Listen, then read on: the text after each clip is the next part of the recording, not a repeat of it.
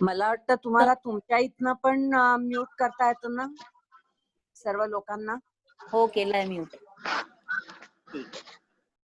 नमस्कार. संस्कृत सखी सभा नागपूर यांच्यातर्फे मी सौ सोनाली अडावतकर आपल्या सगळ्यांचं स्वागत करते. आषाढस्य प्रथम दिवसे या अंतर्गत आम्ही कालिदास अंत्याक्षरी हा पहिला कार्यक्रम झूम या ऍपच्या माध्यमातून आंतरजालावर घेतला. त्यानंतर कार्यक्रमांची एक अशी मेजवानीच सुरू आहे. आज आपला जो कार्यक्रम आहे या सगळ्या कार्यक्रमांमधला एक अतिशय वेगळा विषय आणि खूप छान आपल्याला लाभलेल्या वक्त्या असा विषय आपल्यासमोर मांडणार आहे, सहल खजुराहोची. या विषयाच्या माध्यमातून खजुराहो शिल्पांबद्दल जो एक वेगळाच समज म्हणा किंवा गैरसमज म्हणा लोकांच्या मनामध्ये जो आहे तो दूर व्हावा असा एक अल्पसा प्रयत्न संस्कृत सखी सभेद्वारा केला जातोय. थोडासा वेगळं वाटू शकतो, लोकांना वेगळं वाटू शकतं की सखी सभा म्हटलं आहे आणि खजुराहोची सहल अशी काय सगळ्या सख्यांनी आयोजित केली. बरोबर आहे. कारण खजुराहो हा स्त्री आणि पुरुष या दोघांच्याही साठी अतिशय महत्वाचा विषय आहे. आज आपल्या वक्त्या आहेत डॉक्टर रमा गोळवलकर. मी थोडक्यात परिचय करून देते. शुभ सप्ताह. माझी डायरी आण बरोबर तिकडची. डेक्कन कॉलेज पुणे. तसेच त्या सदस्य आहेत केंद्रीय फिल्म सेन्सॉर बोर्ड, सूचना आणि प्रसारण मंत्रालय, नवी दिल्ली. त्यांचे शिक्षण झालेलं आहे bachelor of mass communication, BCom LLB, master of mass communication, त्यानंतर MA Bharatiya Vidya Indology, PhD संवाद आणि वृत्तविद्या. विषय आहे त्यांचा या PhDचा भ्रमणध्वनी वापराचा तरुणांच्या वर्तनावर होणारा परिणाम. त्याचप्रमाणे चित्रपट रसास्वाद हा अभ्यासक्रम पण त्यांनी पूर्ण केलेला आहे. पोस्ट डॉक्टरल रिसर्च फेलो साठी त्यांचा विषय आहे प्राचीन भारतीय संवाद प्रणालीतील कर्मकांडाच्या दृश्यात्मक प्रतीकांचे अध्ययन. आणि अनुभव म्हणाल कार्याचा तर रमाताईंना प्रचंड अनुभव आहे. बरीच मोठी यादी आहे, मी ही सगळी वाचणार नाही. त्यांचे सध्याचे जे उपक्रम आहेत त्याबद्दल थोडक्यात सांगते. सध्या त्या केंद्रीय फिल्म सेन्सॉर बोर्ड, सूचना आणि प्रसारण मंत्रालय, नवी दिल्ली याच्या सदस्य आहेत. तसेच युवा आणि मध्यमवयीन लोकांसाठी मानसिक आधार प्रणाली, इमोशनल सपोर्ट सिस्टीम या नावाने असणारी वी लिसन ही संस्था त्या चालवतात. Gyanmudra centre for techno creative education या संस्थेच्या संस्थापक अध्यक्षा त्या आहेत. एकूण परिचयावरूनच आपल्या लक्षात येतं रमाताईंचा अवाका कामाचा, अनुभवाचा आणि त्यांच्या अभ्यासाच्या विषयांचा. आपण कार्यक्रमाला लगेच सुरुवात करूया. मी आमंत्रित करते रमाताईंना. रमाताई, कृपया आजच्या व्याख्यानाला सुरुवात करावी. धन्यवाद. आणि एक सूचना आहे सगळ्याच श्रोत्यांना की चुकूनही मध्ये तुमचे ऑडिओज किंवा व्हिडिओज सुरू करू नका, कारण त्यामुळे आपल्याला कार्यक्रमामध्ये व्यत्यय येऊ शकतो. कार्यक्रम संपल्यावर रमाताईंचं व्याख्यान झाल्यावर एकात्मता मंत्र होईल. एकात्मता मंत्र म्हणून झाल्यानंतरच कार्यक्रमाची सांगता होईल. धन्यवाद. रमाताई, हो सोनाली, मला तुमच्याकडे mic साधारणपणे सुरू होते. किती वेळ बोलायचं आहे? हे आता एक 45 ते 50 मिनिटं. हो 50 मिनिटं सहज. 1 तास पण चालेल आम्हाला. बर बर.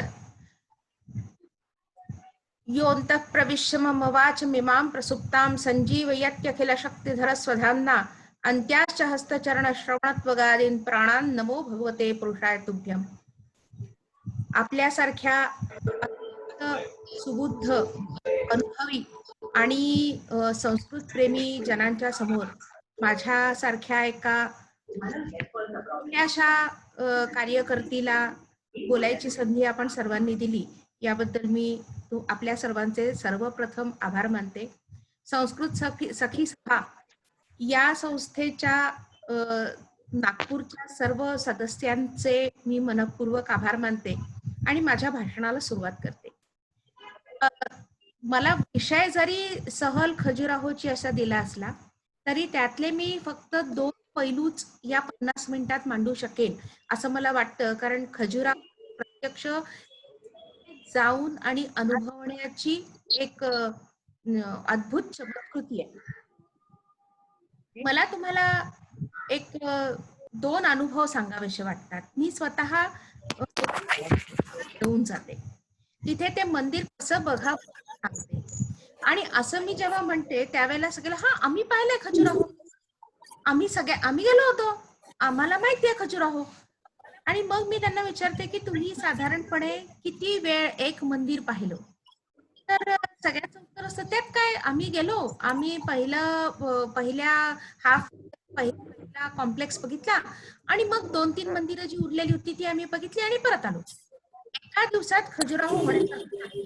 मित्रांनो आणि मैत्रिणींनो, मला स्पष्टपणे सांगते, कारण आपल्या राजा राजवाड्यांनी आणि पतींनी, शिल्पकारांनी आपली आयुष्य वेचली आहेत ती मंदिरं उभारण्यासाठी. आपल्याला एक मंदिर बघायला किमान 4 तास तरी द्यायला हवेत, ही माझी किमान अपेक्षा आहे. अर्थात टुरिस्ट म्हणून मी लोकांना नेतच नाही, अभ्यासक म्हणून मी लोकांना नेते, आणि त्यामुळे माझ्या एकूण आवाक्यामध्ये फार कमी लोक येतात. दुसरी गोष्ट अशी की खजुराहो वरती ही बाई बोलते आणि खजुराहोच्या शिल्पांना समजावून सांगते असं जेव्हा लोकांना कळतं तेव्हा एक खूप चमत्कारिक प्रतिक्रिया मला आली बरं का. मी म्हटलं की मी मंदिरांच्या कामशिल्पांवरती बोलते असं मी कोणाला तरी सांगितलं, तर ते गृहस्थ एकदम भडकून मला म्हणाले, हो हो तुम्ही मंदिरांच्याच कामशिल्पांवरती बोला. म्हटलं म्हणजे? तर म्हणे तुम्हाला मशिदीतली आणि चर्चची कामशिल्प दिसत नाहीत का? मी म्हटलं ती असतील तर मला दिसतील, कारण असं आहे की मशिदी म्हणजे मूर्तिभंजकाच्या घरी मूर्ती असणं हे सर्वात दैव दुर्लभ गोष्ट आहे. आणि ज्या ठिकाणी, ज्या धर्मामध्ये आदम आणि ईवनी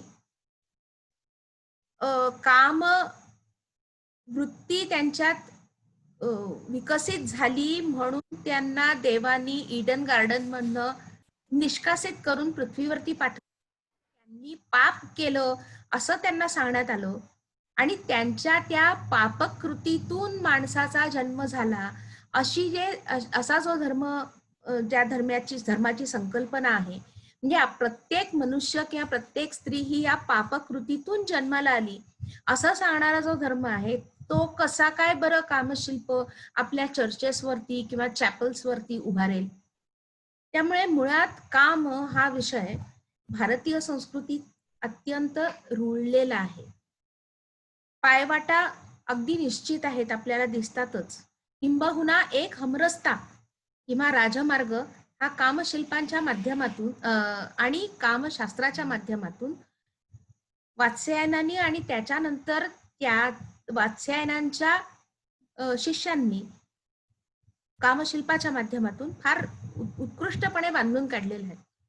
त्यामुळे भारतीय संस्कृतीमध्ये काम हा विषय एक पुरुषार्थ म्हणून ज्या वेळेला आपण वागवतो किंवा एक तो पुरुषार्थ तुम्ही गाजवलाच पाहिजे तरच कारण उरलेले 2 पुरुषार्थ करत असताना काम ही वृत्ती देखील आपली आहे आणि ती नैसर्गिक प्रवृत्ती असल्यामुळे त्याचा संबंध आपल्या जगण्याशी आहे, त्याचा संबंध पुढची पिढी निर्माण करण्याशी आहे आणि त्या पिढीला देखील धर्म आणि अर्थ शिकवण्यासाठी त्या वासना म्हणजे कामवासना या दृष्टीने नाही तर त्यांच्या इच्छा आणि अपेक्षा पूर्ण करणं आवश्यक आहे. तरच आपल्याला चतुर्थ पुरुषार्थ म्हणजे मोक्ष हा प्राप्त होऊ शकतो. अशी मान्यता ज्या संस्कृतीने या प्रवृत्तीला दिलेली आहे त्या संस्कृतीचे पाईक म्हणून आपल्याला खजुराहो हा एक अत्यंत महत्वाचा सांस्कृतिक ठेवा आपल्या पूर्वजांनी देऊन ठेवलेला आहे. खजुराहोच्या एकूण सगळ्या इतिहासाचा संदर्भ जर आपण घेतला तर इसवी सनाचं 9वं शतक ते इसवी सनाचं 11वं शतक जवळपास 84हून अधिक मंदिरं तिथे आसपास बांधण्यात आलेली आहेत. आता फक्त आपल्याला सापडतात ती मोजकी 23 मंदिरं. हा तुम्हाला कुठेही आंतरजालावरती किंवा पुस्तकाच्या माध्यमातून मिळेल.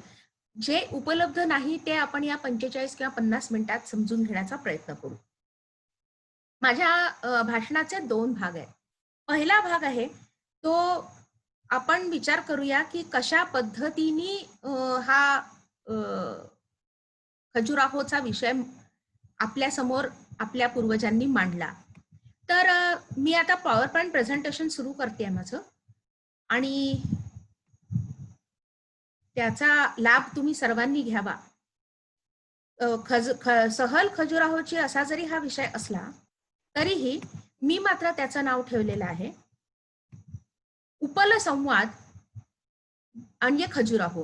आता तुम्ही सगळेजण संस्कृत तज्ज्ञ असल्यामुळे हा उपल संवाद म्हणजे दगडांनी आपल्याशी साधलेला संवाद आहे हे मला तुम्हाला वेगळ्यानं सांगायला नको. ही जी मूर्ती तुम्हाला तुमच्या स्क्रीनवरती दिसते आहे ही ओडिसा शैलीतली मूर्ती आहे आणि आपल्या कलावंतांनी किती मार्मिकपणे ती बनवलेली आहे, किती बारकाईने तिचं सगळं एकूणच तिचे अंग प्रत्यंग त्या अंगांवरती घातलेली वेगवेगळी आभूषणं, तिच्या चेहऱ्यावरचं स्मित हास्य आणि चेहऱ्यावरती असलेली प्रसन्नता ही खरं तर भारतीय संस्कृतीच आहे असं मला नेहमी वाटत असतं. कारण ती एवढी वळणदार आहे आणि एवढी सुंदर आहे की आपल्याला किती वेगवेगळ्या पद्धतीने जीवनाचा उपभोग घ्यायचा असतो हे आपल्या संस्कृतीने. आता हे सगळं कशासाठी करायचं, शिल्प कारण काय, तर त्याचा अभ्यास जेव्हा आम्ही करतो त्यावेळेला मला एक जाणवलं की दगड किंवा लाकूड याला स्वतःला विशिष्ट आकार अजिबात नसतो, अतिशय ओबडधोबड असतो आणि दोघांची घनता जी असते किंवा लाकडातलीच घनता आणि दगडातलीच घनता ही वेगवेगळी असते.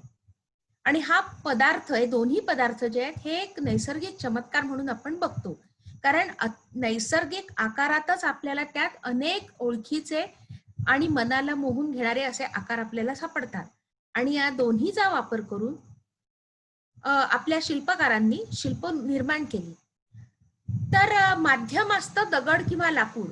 आणि सर्वात मजेदार प्रकार काय असतो माहितीये का, कोणत्याही शिल्पकार हा 2 लाकूड किंवा 2 दगड किंवा 3 दगड एकत्र करून कोणतीही मूर्ती बनवत नाही. त्यामुळे जेव्हा जेव्हा तुम्हाला हे वर्णन सांगितलं जातं ना की ही मूर्ती एका दगडातून किंवा एका लाकडातून बनवलेली आहे, तर हे उगीच स्वतः म्हणजे त्याला चिटकवलेलं वैशिष्ट्य आहे. खरं तर एका दगडातूनच मूर्ती किंवा एका लाकडाच्या ओंडक्यातूनच मूर्ती कोरली जाते. त्याला काही आजच्या सारखे वेगवेगळे स्पेअर पार्ट्स एकत्र करून काही केलेलं नसतं. त्यामुळे तो दगड जर म्हणजे 80% मूर्ती कोरून झाली आणि तो दगड जर ठिसूळ निघाला तर ती मूर्तिकार सोडून देतो, कोरतच नाही. आणि याची खूपशी उदाहरणं तुम्हाला वेरूळच्या लेण्यांमधनं दिसतील की वेरूळची काही लेणी त्यांनी कोरता कोरता त्यांना तो दगड ठिसूळ लागला किंवा त्यांना जाणवलं की हे याच्यानंतर हे वजन सहन करू शकणार नाही, तर त्यांनी ते तसंच सोडून दिलेलं आहे. इथे सोडलेलं दिसतं आपल्याला, अजिंठ्याला सोडलेलं दिसतं. आणि मग आपल्याला कळतं की एकसंध असा दगड असावा, एकसंध लाकूड असावं, त्यात कुठल्याही प्रकारचा दोष नसावा आणि त्या अशा दगडाची ची निवड केली जाते.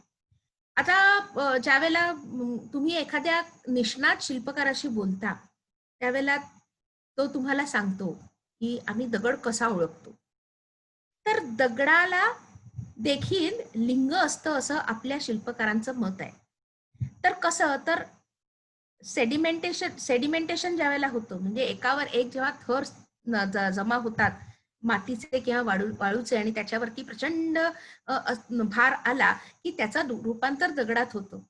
तर हे थर जर एका सरळ रेषेत असतील तर तो पुरुषी प्रवृत्तीचा दगड आहे असं मानतात आणि त्याच्यातनं फक्त पुरुषी प्रतिमा तयार केल्या जातात.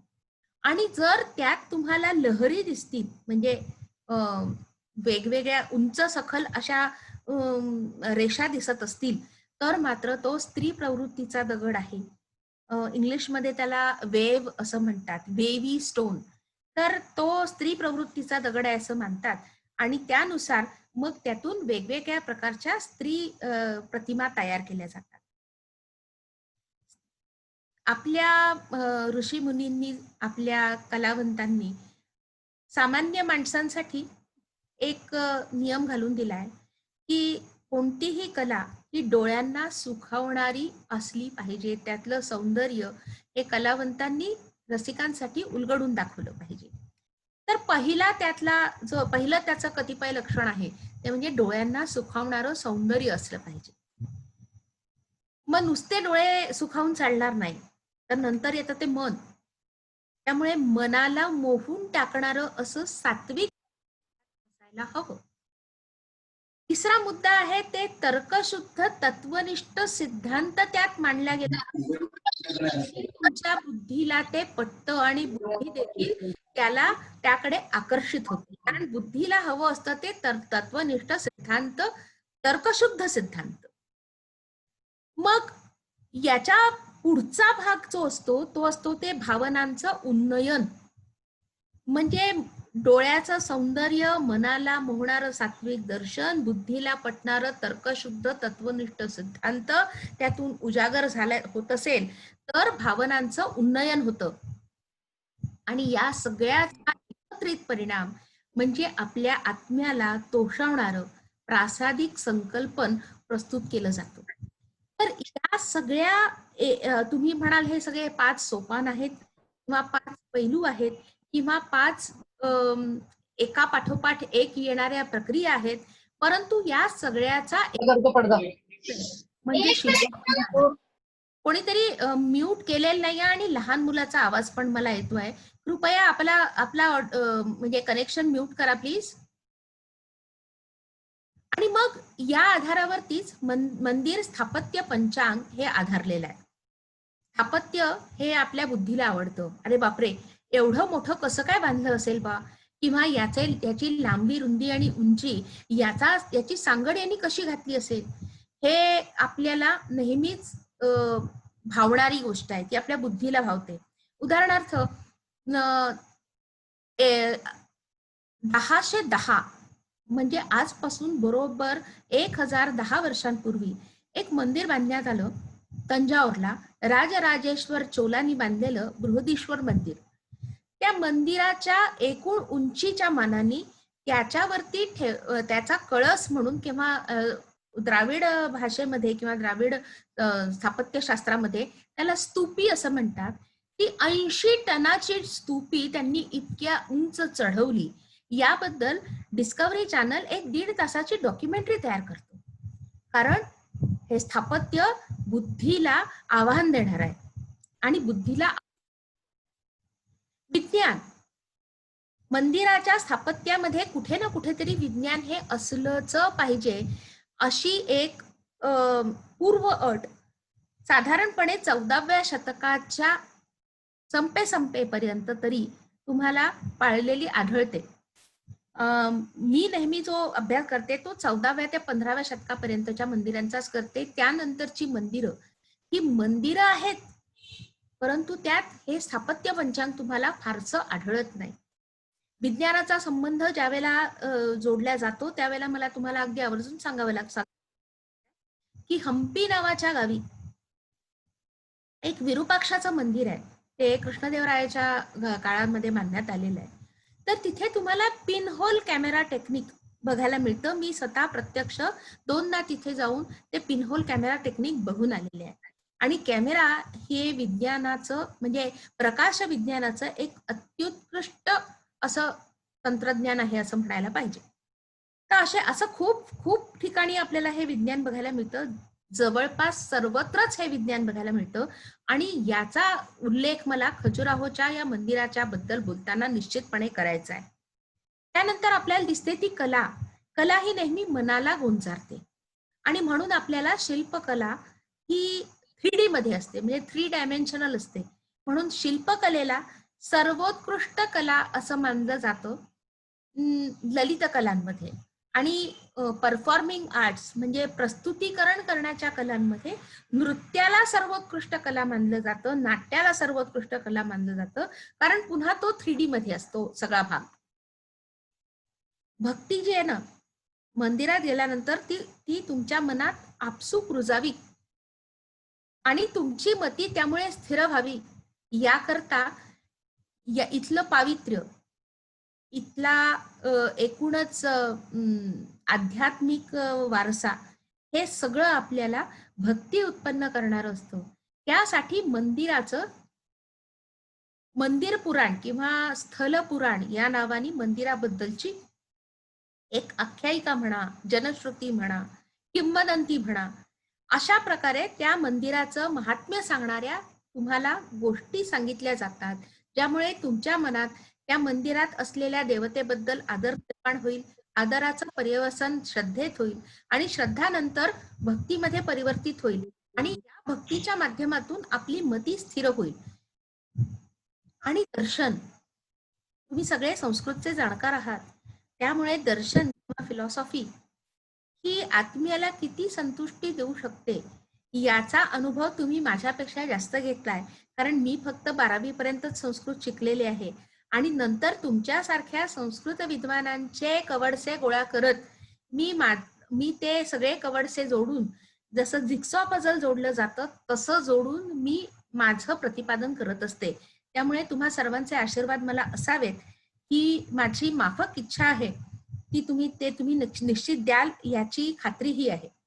तर ह्या मंदिर स्थापत्यामधले हे 5 पंचांग आपण बघितले तर आपल्या असं लक्षात येईल की खजुराहो मध्ये हे सर्व तुम्हाला अत्यंत प्रखरपणे दिसून येतं. भारतीय मंदिर स्थापत्यातलं सर्वोत्कृष्ट उदाहरण, आणि तेही कसं आहे, नर्मदेच्या खालती आणि नर्मदेच्या वरती असा भारत विभागला गेला आहे सांस्कृतिक दृष्ट्या.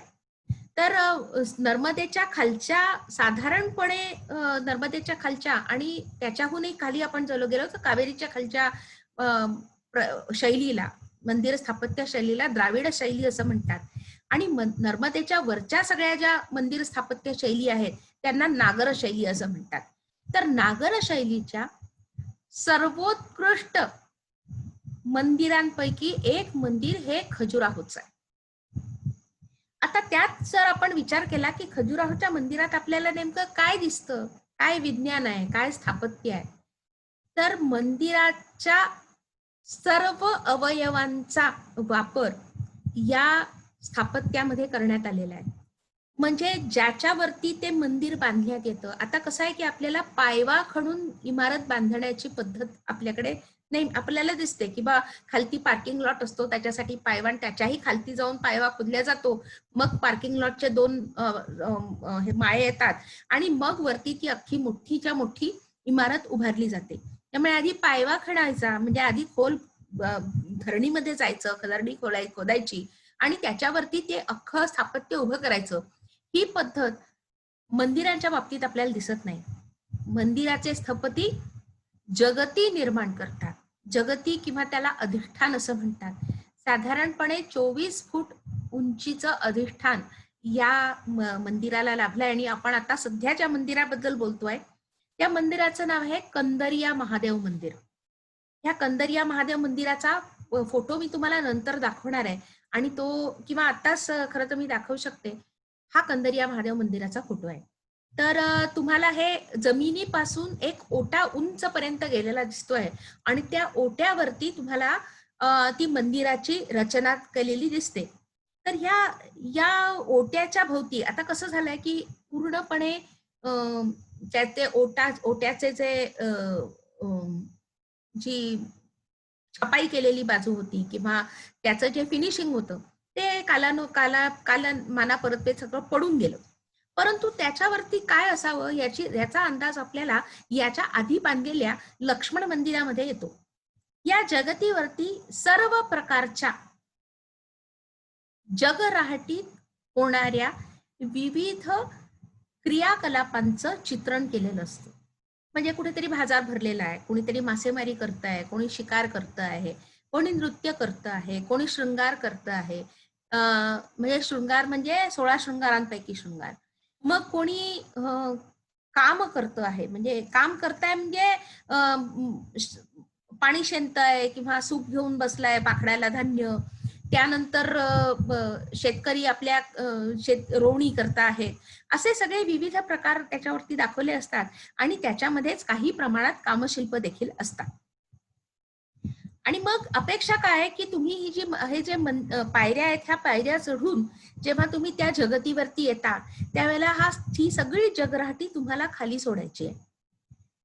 स्वतःच उन्नयन करून आपल्याला वरती जायचं आहे आणि मोठा व्यवस्थित असा प्रदक्षिणा पथ तुम्हाला बाहेर दिसतो. तुम्ही बाहेरून ते मंदिर छान व्यवस्थित फिरून बघू शकता आणि त्या मंदिराच्या बाह्य अंगांवरती तुम्हाला असं आता जसं ना कसं सांगू, आडव्या ज्या रेषा तुम्हाला दिसत आहेत की नाही त्या रेषा एकूण 7 लेयर्स मध्ये आहेत. म्हणजे 7 त्याच्या सतह आहेत आणि उभ्या ज्या रेषा आहेत त्या देखील 7 आहेत. त्या उभ्या रेषांना रथ असं म्हणतात. तर सप्तरथाचा आहे आणि सप्तरेषा सप्तबंधाचा आहे, त्याला बंध असा शब्द आहे. तर सप्तबंध सप्तरेषा असलेला हा एक अत्यंत उत्कृष्ट असा नमुना आहे. तुम्ही हा नमुना बघायचा तर या नमुन्यासाठी तुम्हाला तिथेच जावं लागतं. मी किती तुम्हाला फोटो काही दाखवलं ना तरी त्याचा अनुभव तुम्हाला या स्क्रीनवरती येणारच नाही, कारण हे अक्षरशः अद्भुत असं रचना आहे. तर तुम्ही आता हा जो पायऱ्या चढून एक पायरी चढून एक आपला मोह खाली सोडत सोडत सोडत सोडत वरती चढला, जगतीवरती आला आहात. मग 4 मुक्तींपैकी एक मुक्तीच्या तुम्ही जवळ येऊन पोचला आहात, पण ती अजूनपर्यंत तुम्ही प्राप्त केलेली नाही.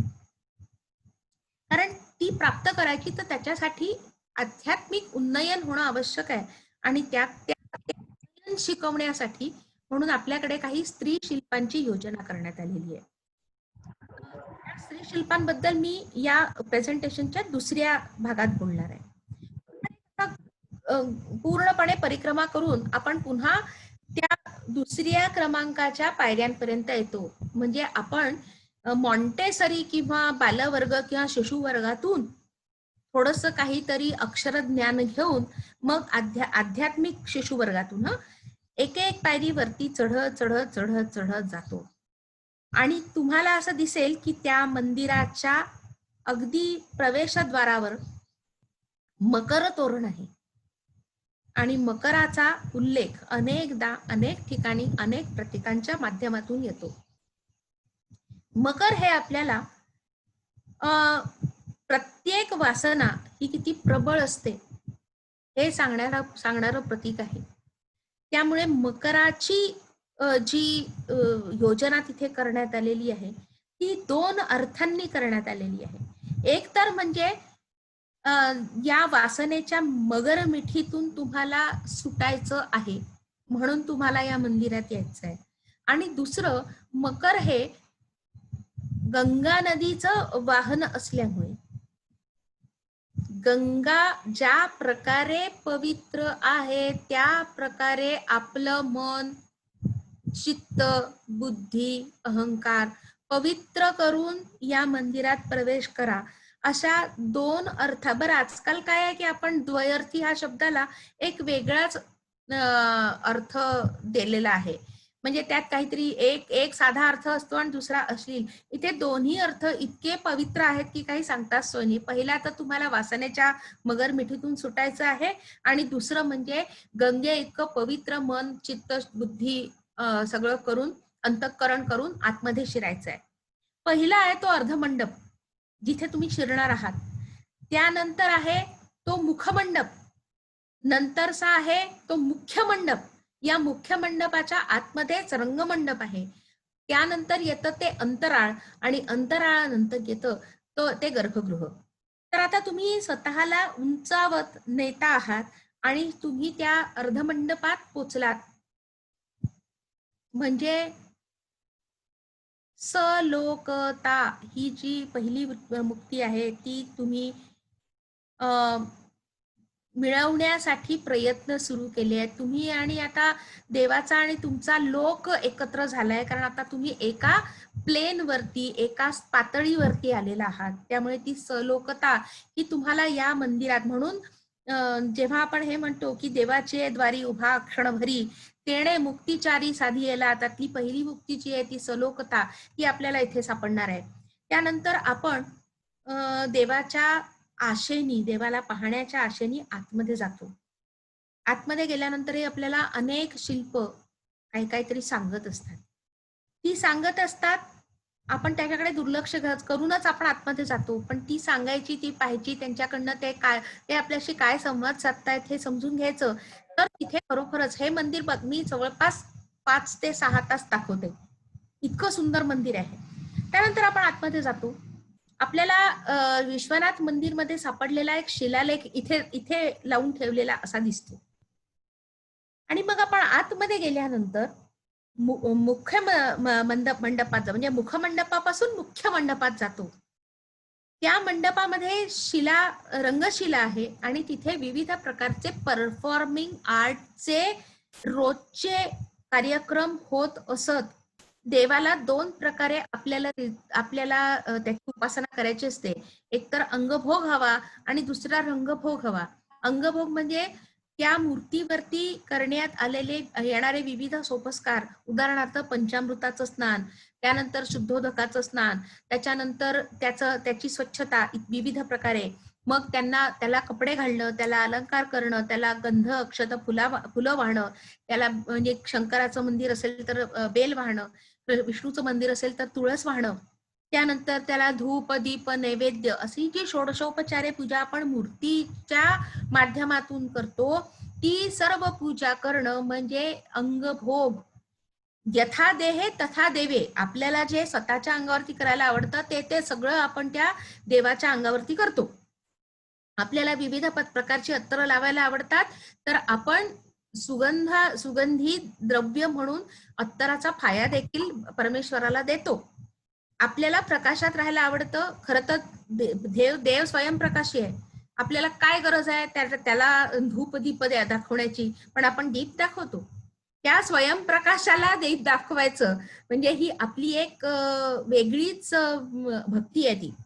आणि केलं की त्याला आपण अंगभोग असं म्हणतो. त्यानंतर रंगभोगातून आपण विविध कलांची तिथे प्रस्तुती करतो. त्यात मग गायन असेल, वादन असेल, नर्तन असेल, नाट्य असेल, चित्रकला असेल आणि जेवढ्या 14 विद्या 64 कला सांगितलेल्या आहेत त्या सगळ्यांचं तिथे प्रस्तुतीकरण करायला हवं अशी एक साधारणपणे अपेक्षा आहे. प्रत्येक कलेच्या पायाशी किंवा अधिष्ठान हे परमेश्वराचं असावं, म्हणजे मग कुठल्याही प्रकारचा त्यात अश्लाघ्य, अश्लीलपणा राहत नाही. म्हणून तिथे तो रंगमंडपही आहे. आणि त्या रंगमंडपाच्या थोडस पुढे गेलं की आपल्याला आणखीन एक प्रदक्षिणा मार्ग मिळतो. आता हे आतमधला जो प्रदक्षिणा मार्ग असतो, जो फक्त गर्भगृहाला प्रदक्षिणा घालण्यासाठी असतो, अशा मंदिरांना सांधार मंदिर असं म्हणतात. आणि हे सांधार मंदिराचं सर्वोत्कृष्ट उदाहरण आहे. हे सगळं मी जे काय सांगतेय ना, हे सगळं जोपर्यंत आपण अनुभवत नाही तोपर्यंत काहीही अर्थ नाही. त्यामुळे इथे प्रत्येक झरोक्यातून येणारा प्रकाश अत्यंत हवेशीर असलेलं आतलं सगळं बांधकाम हे तिथे आणि तरीही आपलं देवाच्या मूर्तीवरती होणारं एकाग्र चित्त, इंग्रजीमध्ये सांगायचं तर इट्स अ अमेझिंग एक्सपिरियन्स, आणि संस्कृतमध्ये सांगायचं तर अनिर्वचनीय अनुभव आहे. आणि मग आपण मग आता हळूहळू हळूहळू आपण देवाच्या जवळ जातो, त्यावेळेला आपल्याला असं दिसतं की ही देवाची मूर्ती, अर्थात तिथे शिवलिंग आहे, परंतु देवाची हातपाय असलेली मूर्ती देखील वरती तुम्हाला तोरणमाळेवरती किंवा त्याला आपण भालप्रदेश म्हणतो त्याच्यावरती असते. तर आपल्याला असं दिसतं की त्याला आपल्याला जसे 2 हात आहेत तसे त्यालाही 2 हात आहेत, आपल्याला 2 डोळे आहेत त्याला 3 डोळे आहेत, आपल्याला पाय आहेत तसे त्यालाही पाय आहेत. म्हणजे मग हा आपल्यासारखाच आहे. ही जाणीव ज्या वेळेला आपल्याला होते त्यावेळेला दुसरी मुक्तीची दारं उघडली जातात आणि त्या मुक्तीला म्हणतात सरूपता. म्हणजे बघा, अध्यात्म येतच आहे, स्थापत्य तुम्हाला मोहतच आहे, आणि या सगळ्यातून आपल्याला एक दिलासा मनाला मिळत जातो की देव आणि आपण यात काही फारसं अंतर नाही. आणि मग ती स्वरूपता तुम्हाला दिसली की देवाचं प्रत्यक्ष दर्शनच घडतं. दर्शन घडल्यानंतर मग आपण त्याच्या आणखीन जवळ जातो, आपण अंतराळामध्ये, कारण मुख्य मंडप आणि गर्भगृह ह्याच्या मधली जी जागा आहे ती अंतराळाची आहे. आणि तुम्ही जेव्हा अंतराळात पोचता त्यावेळेला तुम्ही त्याच्या समीप पोचलेले असता, त्याच्यामुळे तिसरी मुक्ती तुमच्यासाठी उघडी झालेली असते, तिचं नाव असतं समीपता. आणि मग आपल्याला असं लक्षात येतं की तो परमेश्वर आणि आपण याच्यामध्ये कुठलाही भेदभाव उरलेला नाही. इथे जीवाचं आणि शिवाचं मिलन होतं. इथे ही 2 वेगळी वाटणारी पण एकच असलेली जी ज्याला आपण एंटिटीज म्हणतो इंग्लिशमध्ये, त्या एकत्र होतात आणि तिथे सायुज्यता ही मुक्ती आपल्याला साधली जाते. देवाच्या गाभाऱ्यामध्ये नेहमी अंधार असतो. त्याचं कारण असं आहे की त्याला म्हणायचे गर्भगृह.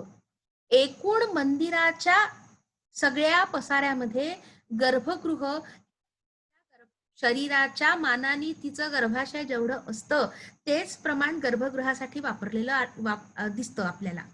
आणि त्या गर्भगृहातून त्या कारण गर्भाशय जे असतं ते अंधार असतं, प्रकाशाची तिथे फक्त आपल्याला जाणीव होते पण प्रकाश प्रत्यक्ष दिसत नाही, त्यामुळे गर्भगृह हे अंधारच असतं.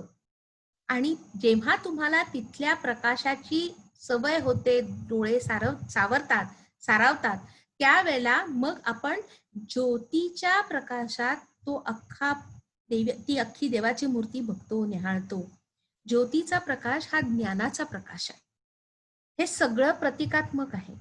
आपण ते रिच्युअल म्हणजे कर्मकांड म्हणून करत असलो तरी त्यामागची भावना ही अत्यंत शुद्ध वैज्ञानिक अशी आहे.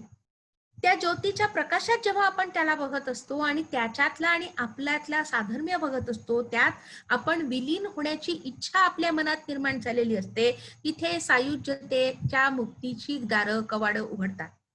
आणि हे सगळं ज्या वेळेला होतं त्यावेळेला देवाशी एकरूप झालेले आपण एक नवा जन्म घेऊन त्या गर्भगृहातून बाहेर पडतो.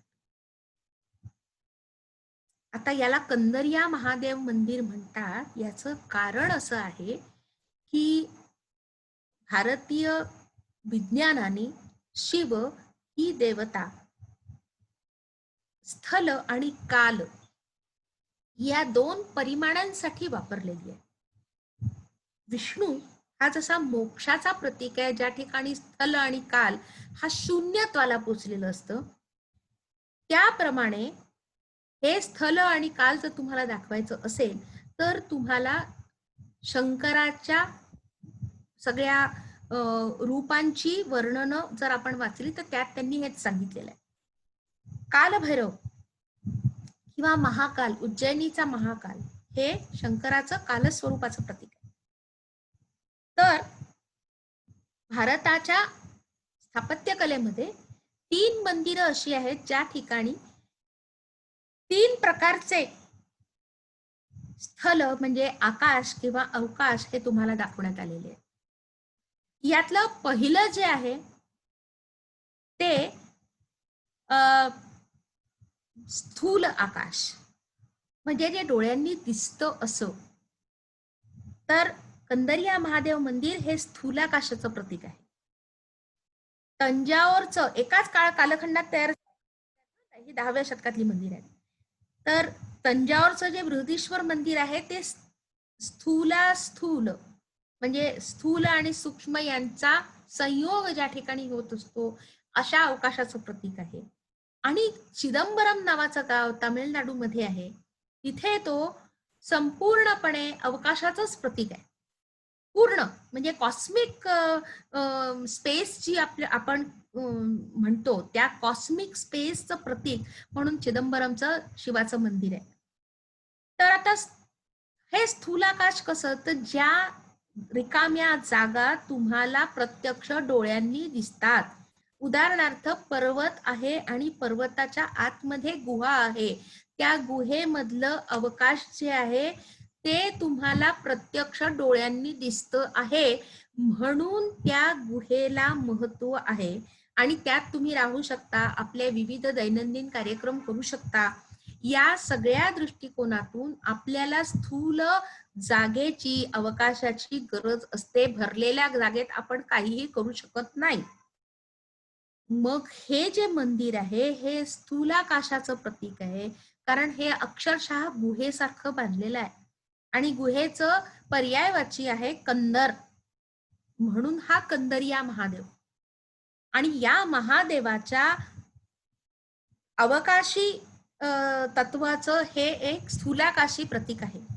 याच्या भोवती जेव्हा आपण फिरतो त्यावेळेला आपल्याला 7 मातृका दिसतात. आणि आता मी तुम्हाला दाखवणार आहे एक अत्यंत सुंदर असं दृश्य जे मला फार आवडतं. आम्ही त्या दिवशी चतुर्थी होती आणि चतुर्थीच्या दिवशी आम्ही कंदरिया महादेव मंदिराचा लाईट अँड साऊंड शो बघत होतो. त्यावेळेला हा माझ्या एका मित्रांनी क्लिक केलेला फोटो आहे. अतिशय सुंदर असं, म्हणजे त्या शंकराने आपल्या भाळी ही चंद्रकोर धारण केलेली आहे याचं प्रत्यंतर आम्हाला त्या दिवशी आलं. इतका सुंदर तो प्रकार होता. आणि आता तुम्हाला हे दिसेल की या सगळ्या मातृका आहेत तुम्हाला इथे, आणि वेगवेगळ्या प्रकारची ही शिल्प, म्हणजे रत्नखचित जसा शब्द वापरतो ना असा, त्यासारखाच म्हणजे शिल्प खचित असा शब्द प्रयोग आपण खजुराहोच्या मंदिरांसाठी करायला हवा. आता कला ही मनाला गुंजारणारी असल्यामुळे त्यांनी ठिकठिकाणी अशा सुंदर प्रतिमा निर्माण करून ठेवल्या आहेत. त्यापैकी काही सुरसुंदरी असतात, काही नायिका असतात, काही अप्सरा असतात आणि त्यानंतर मातृका आणि देवींच्या मूर्ती असतात. तर या 5 प्रकारे आपल्याला स्त्री प्रतिमा तिथे बघायला मिळतात. आता कोणीतरी मला तत्पूर्वी आपण हा इतिहास बघू. सणाच्या पहिल्या शतकात हे साचीचं मंदिर, साचीचा स्तूप बांधण्यात आलेला आहे आणि त्या स्तूपाचं जे इसवी सन पूर्व 3ऱ्या शतकात साचीचा स्तूप बांधण्यात आला आणि त्याचं हे जे तोरण आहे हे तोरण इसवी सनाच्या पहिल्या शतकात बांधण्यात आलं. या तोरणामध्ये तुम्हाला असं भेंडोळी केलेली अशी दिसतेय का वरती, अगदी कोपऱ्यात माझ्या आणि तुमच्याही उजव्या बाजूला अशी ती जिलेबी किंवा चकली सारखी आकृती दिसत असेल तुम्हाला. तर हे स्क्रॉल्स आहेत. स्क्रॉल म्हणजे कागदाचे भुर्जपत्राचे भेंडोळे, आणि त्या भेंडोळ्यात जे काही लिहून ठेवलेलं आहे ते यांनी इथे दृश्य रूपाने दाखवलं आहे. आणि जो आडवा पट्टा आहे आणि उभा पट्टा आहे, तर उभ्या पट्ट्यावरती आडव्या पट्ट्याचं वजन व्यवस्थित पेलता यावं म्हणून एक ब्रॅकेट दिलेलं आहे. आणि ते ब्रॅकेट म्हणजे आजच्या सारखं साधं एक 90 अंशाच्या कोनामधलं लाकडी किंवा लोखंडाचं करता आलं असतं, परंतु त्यांनी तसं केलेलं नाही. 90 अंशाचा कोन आणि त्याला जोडणारा म्हणजे काटकोन त्रिकोण तयार करतात साधारणपणे आजकालच्या ब्रॅकेटमध्ये. हा काटकोन त्रिकोणच आहे, परंतु तो बघा किती रसिकपणे करण्यात आलेला आहे.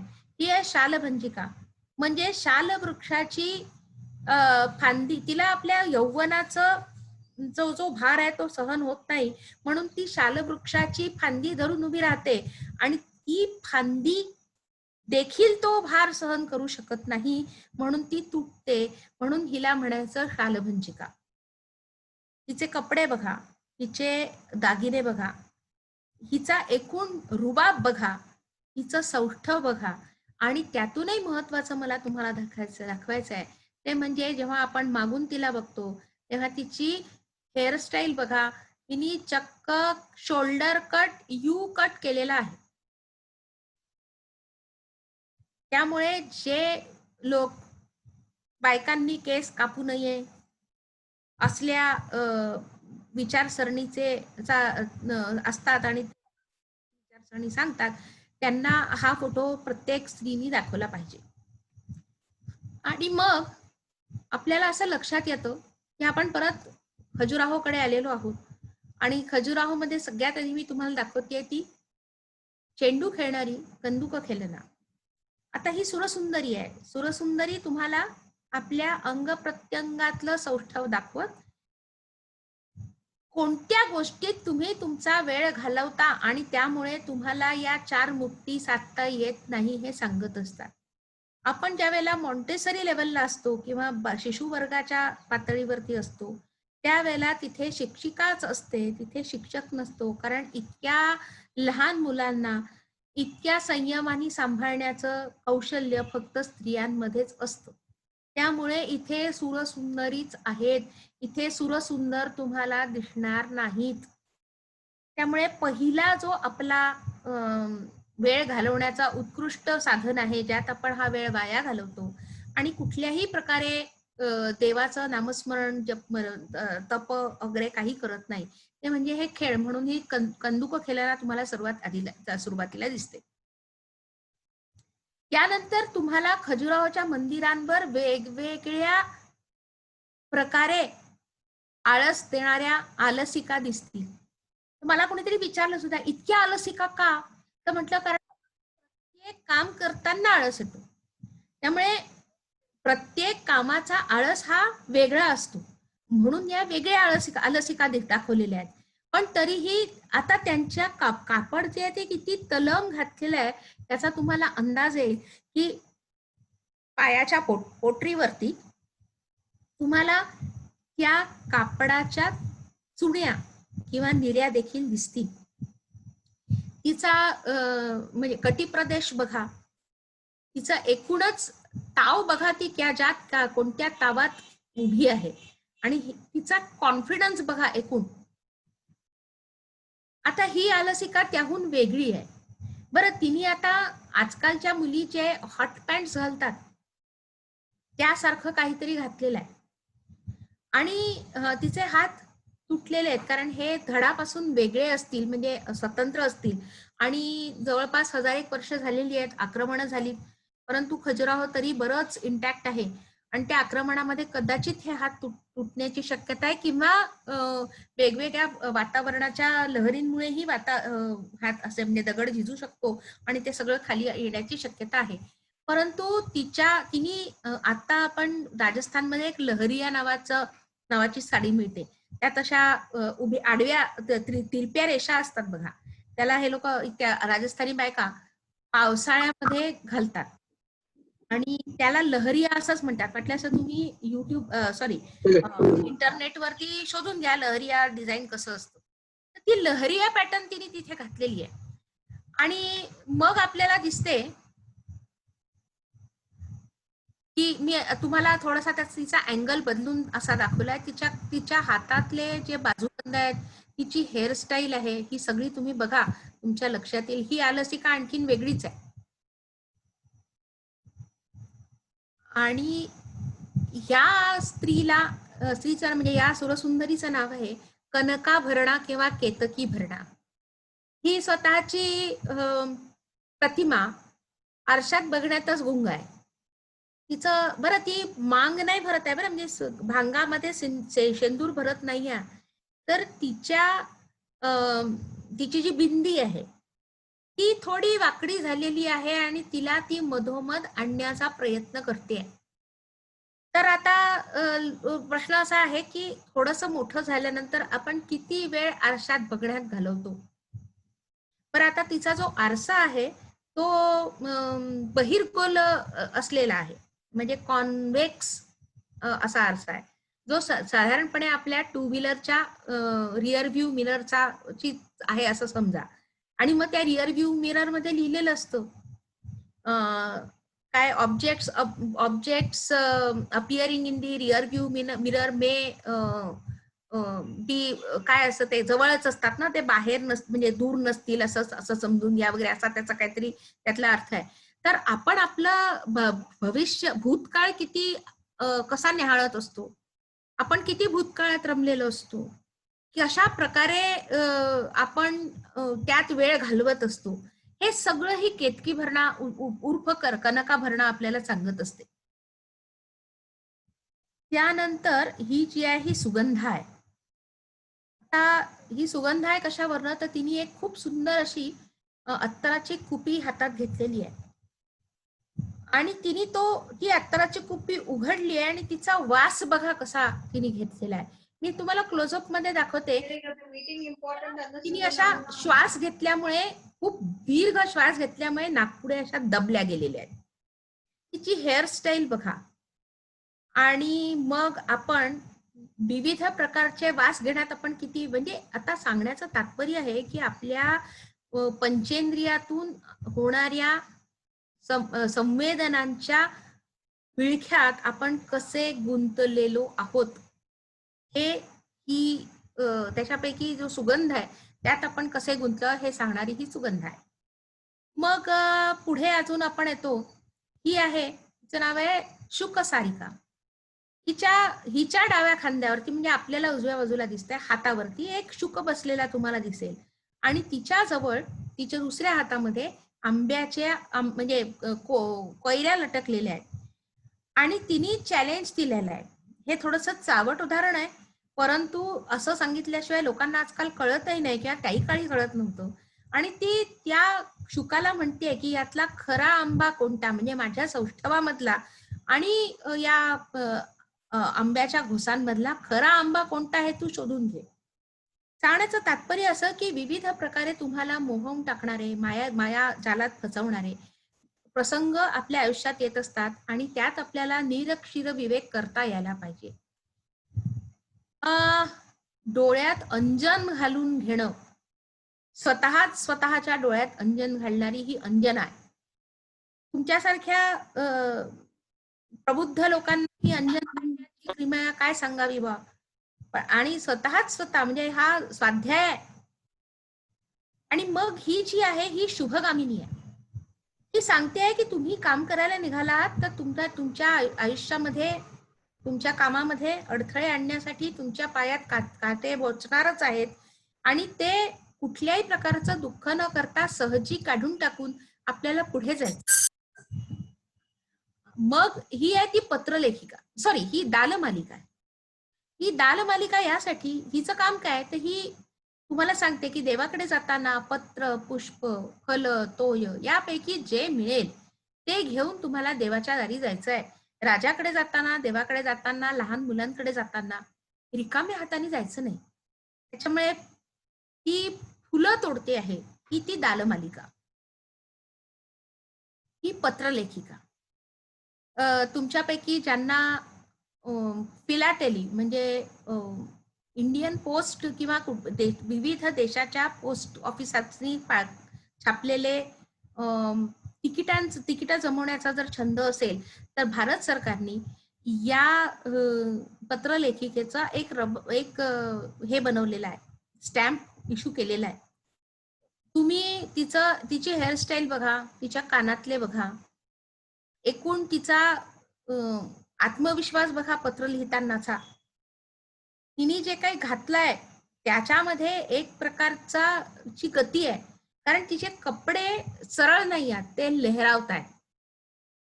एकूणच सगळा काय म्हणतात त्याला, सौंदर्याची लयलूट आहे.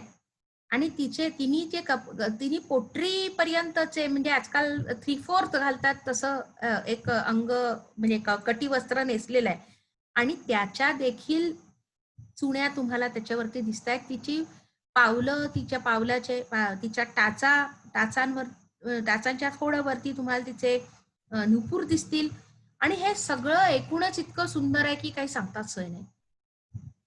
ही जी आहे ही पुन्हा दर्पणा म्हटलं जातं हिला, कारण की ही स्वतःला न बघता तिच्या प्रियकरांनी काल रात्री तिला कानातल्या ज्या बाळ्या दिलेल्या आहेत त्याच्यापैकी एकामध्ये आपलं मधलं बोट घालून ती बाळी समोर आणून ती बघतेय. आता म्हणजे माझ्या ज्या वेळेला आम्ही अभ्यास करायला गेलो होतो त्यावेळेला आमच्याकडे एक अशी दुर्बीण होती की जी आम्ही वरती नेऊन बघू शकत होतो. तर त्या बाळीला जो एक मणी त्यांनी ठेवलेला आहे त्या मण्यावरती सुद्धा कोरीव काम आहे. आणि ही काल रात्री बाळी त्यांनी कानात घातल्यानंतर जो शृंगार केलेला आहे त्या शृंगाराच्या आठवणीत रमलेली ती दर्पण आहे. आपण या सगळ्या गोष्टींमध्ये रमलेलो असतो. आणि आता ही जी तुम्हाला दिसते हिचं नाव आहे कर्पूर मंजिरी. या ठिकाणी तुम्हाला 2 गोष्टी दिसतील. तिच्या पायाशी बघा, तिच्या पायाशी दोन पक्षी आहेत. त्याच्यापैकी एक आहे तो चातक आहे आणि दुसरा आहे तो हंस आहे. या चातकाबद्दल मी तुम्हाला काय सांगावं, तुम्ही माझ्यापेक्षा जास्त वर्णनं चातकाची वाचली असतील. परंतु ती नाहिली आहे आणि तिच्या केसातून जे पाणी गळतं आहे ते चातकाला काळ्या मेघातून बरसणाऱ्या म्हणजे मातृकांसारखं वाटतं किंवा पावसाच्या पाण्यासारखं वाटतं, म्हणून तो चोच उघडून तिथे उभा राहिला. तर त्याच वेळी तिथे आलेल्या राजहंसाला असं वाटलं की ते मोती आहेत, म्हणून त्यांनी चातकाला दूर सारलं आणि स्वतः ते पाणी पिण्यासाठी धडपडू लागला. काय सांगायचंय की नीरक्षीर विवेक असलेल्या राजहंसासारख्या पक्षाला देखील असा मोह, लोभ, अशा प्रकारचा म्हणजे ज्याला कसं म्हणता येईल की इल्युजन हे होऊ शकतं. तर तुमच्या आमच्यासारख्या सामान्य लोकांना का होणार नाही? त्यामुळे अशा प्रकारच्या सर्व मायावी गोष्टींपासून स्वतःला दूर ठेवा ही सांगणारी कर्पूर मंजिरी. तिच्या पोटऱ्यांवरती तिच्या कटिवस्त्राचा दोन काठ आलेले आहेत दोन्ही पोटऱ्यांवरती. आणि त्याचं डिझाईन एकदा बघून घ्या, किती सुंदर कोरलेलं आहे. परत ही एक दर्पणाच आहे, कनकाभरणाच आहे. पत्रलेखिकेला मी जरा तुमच्यासाठी मोठं करून लावलेलं आहे. आणि मग आपण येतो ते या अभिसारिकेकडे. अभिसारिका ही नायिकांमध्ये येते. मी सुरसुंदरी चुकीचं केलंय कदाचित. आणि ही अभिसारिका प्रियकरासाठी तयार होऊन निघालेली आहे. वाटेत तिला तिच्या पायाला काटा टोचलेला आहे आणि तो काटा काढणारे एक ऋषी आहे. त्यांची बॅग बघा, आजही आपण अशी पर्स वापरतो. तर सांगितलं असं आहे की तुमच्या ज्या अडचणी तुम्हाला स्वतःला ज्या सॉल्व्ह करता येत नाही त्या एक्सपर्ट कडनं सॉल्व्ह करून घ्याव्या. त्याच्यात आपले स्वतःची अक्कल लावू नये. आणि प्रियकराला सांगते ती, जेव्हा ती काटा काढण्यासाठी ती थांबलेली आहे तर ती प्रियकराला थांब, मी येतेच असं सांगून ती ते काटा काढून घेते आहे. त्यामुळे ती कमीत कमी विलंब होईल अशा प्रकारे तिचं सगळं एकूण वर्तन आहे. आणि तिचं पुन्हा ते सगळं वर्णन मी करत नाही. यावेळेला तिच्या वस्त्राला कुठल्याही प्रकारचे काठ नाही आहेत, पण जे काठ आहेत ते कसे आलेले आहेत आणि हे सगळं दगडात कोरणं किती कठीण आहे त्याचा विचार करा. आणि ही खर्जूर वाहिका. फार कमी ठिकाणी तुम्हाला खर्जूर वाहिका दिसते. अतिशय बोल्ड, आपलं वस्त्र प्रावरण सगळी काढण्याच्या अवस्थेमध्ये तिची सगळ्या अवयवांचं तुम्हाला दर्शन घडवणारी. आणि मांडीवरती तिच्या विंचू आहे. हा विंचू म्हणजे विंचू चावला मधला विंचू आहे. काम, क्रोध, लोभ, भय, मोह, मत्सर हे 6 षड्रिपूंचा विंचू तो आहे. आणि जर तुमच्या कापडात अंगावरच्या कपड्यामध्ये विंचू शिरला तर ते कपडे काढून टाकण्याशिवाय गत्यंतर नसतं. अगदी त्याच प्रकारे तुमचे हे षड्रिपू जे आहेत ते काढून टाकण्यासाठी तुम्हाला बाल्यावस्था जी असते त्या अवस्थेत तुम्ही जन्माला आलात त्याच अवस्थेत यावं लागतं, मनाला ठेवावं लागतं, अशी एकूण शिकवण देणारी ही खर्जूर वाहिका. खर्जूर या शब्दाला 2 अर्थ आहेत. एक तर खजूर जो आपण खातो, पेंड खजूर किंवा आणखीन कुठले खजूर असतात ते, आणि खर्जूर या शब्दाचा दुसरा अर्थ आहे ते म्हणजे विंचू. त्यामुळे इथला जो कंदरिया महादेव मंदिरातला जो महादेव आहे हा खर्जूर वाहक आहे. तो विंचू पण आपल्या अंगावरती वखेतो. मग आपल्याला नायिका पण काही दिसतात. त्या नायिका सगळ्या तुम्हाला माहिती आहेत. आता ही जी आहे ही प्रोषित भर्तृक आहे. म्हणजे तिच्या नवऱ्याने म्हणजे प्रियकरांनी तिला येतो म्हणून सांगितलं असतं म्हणून ती तयार झाली आणि नंतर तो तिला पत्र पाठवतो की आज काही माझं जमणार नाही. त्यामुळे एका हाताने ती डोळ्यातले अश्रू पुसते आहे आणि दुसऱ्या हाताने ते पत्र, दुसऱ्या हातात तिचं ते प्रियकराचं पत्र आहे. ही मी तुम्हाला सांगितली ही पुन्हा अभिसारिका. तिला स्वतः मागून ती पायातला काटा काढते आणि तो काटा तिला दिसत नाही कारण तिचं यौवनच तिच्या मध्ये मध्ये येत आहे. त्यामुळे तेही तिने अतिशय शिताफीनी बाजूला करून आणि मग ती ते बघते. तो कलाकार अतिशय काय म्हणतात त्याला रसिक असावा असं आम्हा सगळ्यांचं मत आहे, म्हणजे मूर्तीशास्त्राचा अभ्यास करणार. ही जी आहे हिला स्वाधीन भर्तृका आहे आणि तिच्या प्रियकरांनी जे तिच्या पाठीवरती व्रण उठवले आहेत ते ती शोधून काढण्याचा प्रयत्न करते. तिने एका हाताने आपलं उत्तरीय जे आहे ते बाजूला केलेलं आहे आणि ती ते व्रण तुम्हाला पाहायचे असतील तर मी तुम्हाला क्लोजअप मध्ये दाखवले. हे बघा, हे देखील कोरलेले आहेत. ही नर्तकी आहे आणि ही पुन्हा आपल्या लक्षात घेतलं पाहिजे की ज्या प्रकारे कथ्थकचे नर्तक आणि नर्तिका आपले घुंगरू बांधतात त्या पद्धतीने तिने अंगठ्याला एक बाजू वेढली आहे आणि आता ती स्वतःला बांधून घेते आणि तिच्याजवळ तिची ती दासी आहे. मी तुम्हाला ही नर्तिका विशेष करून पहा असं सांगते. याचं कारण असं आहे की तिची जी वस्त्र प्रावरण आहे ती देखील अतिशय सुरेख सुबक. तिची हेअरस्टाईल खूप छान आहे. कानामध्ये, गळ्यात तिचे बाजूबंद बघा, तिच्या कमरेला असलेली मेखला बघा.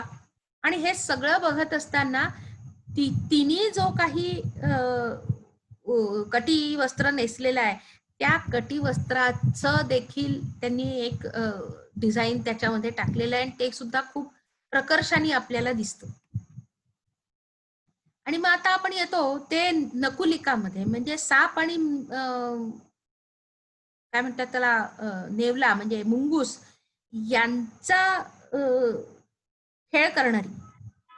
तर आपल्या संपूर्ण ह्याच्यामध्ये म्हणजे जीवनामध्ये हा असा साप आणि मुंगसाचा खेळ सतत चालतच असतो आणि त्यामुळे हरून न जाता मुंगूस जसा प्रत्येक वेळेला सापावरला पुरून उरतो तसं तुम्हाला तुमच्या प्रत्येक अडचणींना वरती मात करायची आहे हे सांगणारी ती नकुलिका.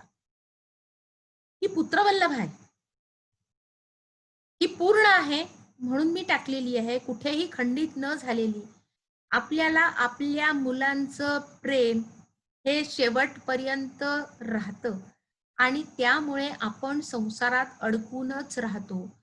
हे प्रेम सर्वात आधी दूर केलं की आपण संसार म्हणता म्हणता संसारापासून विमुक्त होतो. हे सांगण्यासाठी ती पुत्रवल्लभ आहे. तर हे सगळं एकूण ही मर्दला आवाज म्हणजे ढोल ताशे वाजवून वाजवून तुम्हाला जागृत करत असते. हे खजुराहोचं नाही, हे हळेबीड बेलूर मधली एक मूर्ती आहे. परंतु मी आता ही बासरी वाजवणारी आहे, अतिशय सुंदर अशी मूर्ती आहे म्हणून मी ती याच्यात घातली आहे. ही एक एकतारा वाजवते आणि ही मरीचिका. हे सगळं बघितल्यानंतर आपल्याला सगळ्यात शेवटी ही रती आहे.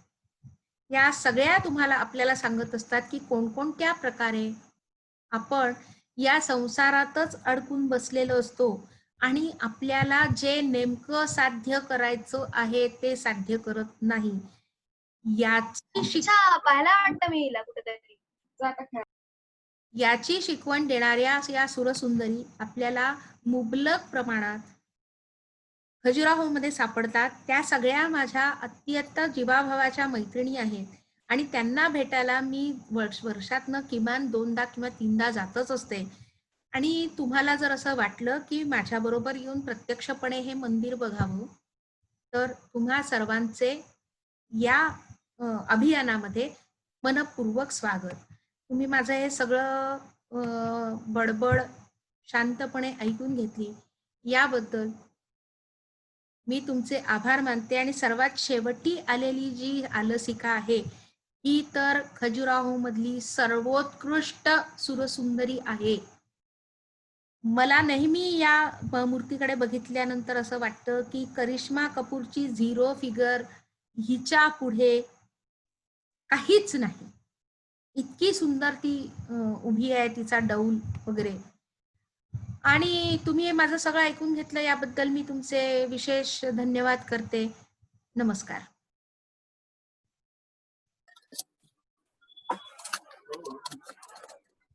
रमा, खूप अप्रतिम सगळ्या मूर्तींचं वर्णन तुम्ही केलं आणि त्या मागचा जो विज्ञान आणि अध्यात्म त्याचं काय महत्व आहे मनुष्याच्या एकूण जीवनामध्ये, केवळ काम, अर्थ, भोग हे महत्वाचं नसून अध्यात्म किती महत्वाचं आहे हे तुम्ही अत्यंत सुंदर आणि सहज शब्दांमध्ये सांगितलं. त्याबद्दल खूप खूप धन्यवाद. आणि मी अशी आशा करते की पुन्हा आपण एखादा कार्यक्रम नक्कीच याबाबत घेऊयात आणि थोडी वेळ अजून वाढवून, म्हणजे आपल्याला ह्यात एक प्रश्नोत्तरांचा पण काय म्हणता येईल त्याला, एक 10 मिनिटांचं 15 मिनिटांचं हे घेता येईल. म्हणजे श्रोत्यांना जर काही प्रश्न असले तर आपल्याला ते विचारता येतील. असं पण एक आपण कार्यक्रम. खरं काय माहिती का, खजुराहो हा हे याबद्दल बोलत असताना मंदिरावरती इतकं प्रेम आहे की मला शब्द अपुरे पडतात आणि वेळ तर कमीच पडतो. बरं, ते असं ना 1 तासात वगैरे संपवणं हा प्रकार नाही. आम्ही आज खरंच खूप बोलले, त्याबद्दल मी तुमच्या सर्वांची क्षमा मागते. म्हणजे 5ला सुरू केलं आणि मी म्हणजे 1 तास, मला असं वाटतं 1 तास 15 मिनिटं बोलले. मला खरोखरच क्षमा करा, पण मी ते बोलता बोलता माझं भानच हरपतं. नाही, पण इतकं छान होतं की आम्ही सुद्धा त्यात रममाण झालो होतो. अतिशय सुंदर. खूप खूप धन्यवाद. सगळ्या श्रोत्यांना विनंती आहे, एकात्मता मंत्राने आपण कार्यक्रमाची सांगता करणार आहोत, तर कृपया आपले ऑडिओज म्यूटच ठेवा. अस्मिता रोडे आणि कल्याणी रोडे, कृपया तुम्ही तुमचे माईक ऑन करून एकात्मता मंत्र म्हणा. मृदुला तापस पण आहे मला असं वाटतं.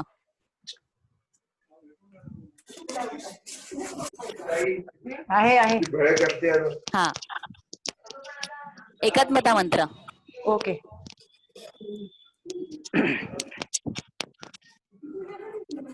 यं वैदिकामन्त्रपुराणम् इंद्रं यममातरिष्मानमाहो वेदान्तनिर्वचनीयमेकम् यं ब्रह्मर्षयेर्दिशन्ति शैवायमीशं शिव इत्यवोचन् यं वैष्णवा विष्णुरिति स्तुवन्ति बुद्धस्तथार्हन्ति बौद्धजैनाः सच्छ्री अकालेति सिख संघः शास्त्रेति केचित् प्रकृतिकुमारः स्वामीति मातेति पितेति भक्त्या यं प्रार्थयन्ते जगदीशितारम्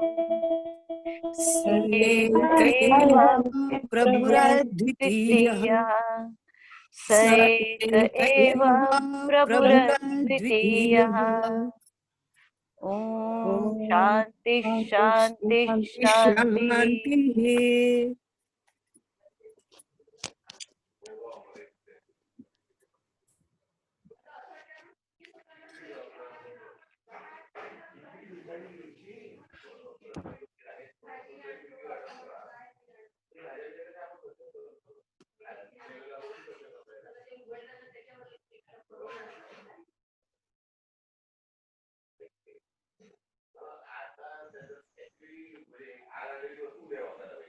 बंद करायचं का?